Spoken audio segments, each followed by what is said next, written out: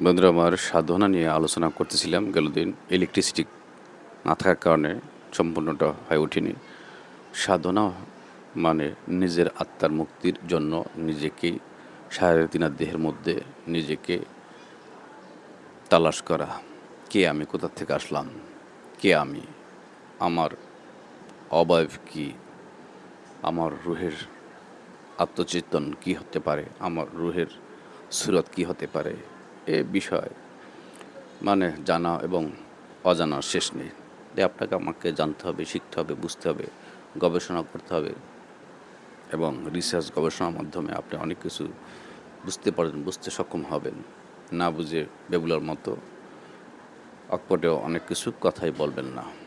তাই আমাদেরকে শিখতে হবে ওস্তাদ গুরুজনদের মাধ্যমে এবং কোরআন হাদিসের দলিল স্বরূপ এবং হাদিসে কুদসি এবং মারেফাতের গভীরের যে সমস্ত বইপত্র রয়েছে, মসনবী শরীফ আপনারা দেখে নিতে পারেন এবং জালালাইন শরীফ, বুখারী শরীফ, মুসলিম শরীফ, তিরমিজি শরীফ, সিয়াসিত্তুর ছয়খানা কিতাবসহ অন্যান্য মাযহাব এবং মিল্লাতের ইমামদের কেতাবাদি আপনারা দেখে নিতে পারেন।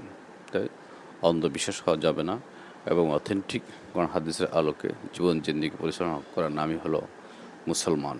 মুসলমান শব্দের অর্থ হলো আত্মসমর্পণকারী। আপনি আমি কার কাছে আত্মসমর্পণ হয়েছি, এটাও একটি প্রশ্নের বিষয়। তো আমরা সম্যক নবী রসুল পাই নাই, কিন্তু নবী রসুলদের, নাইবী রসুলদের দ্বারস্থ আমরা হব। তাদের কাছে যেয়ে তাদের জবান থেকে বাক্য নিব, কলমা নিব এবং তারপর আমরা আমলে ক্লাসের মাধ্যমে জীবন যেদিকে পরিচালনা করবো ইনশাল্লাহ। ধারাবাহিকভাবে আলোচনা চলবে ইনশাল্লাহ। সকল ভালো থাকুন, সুস্থ থাকুন। ধন্যবাদ।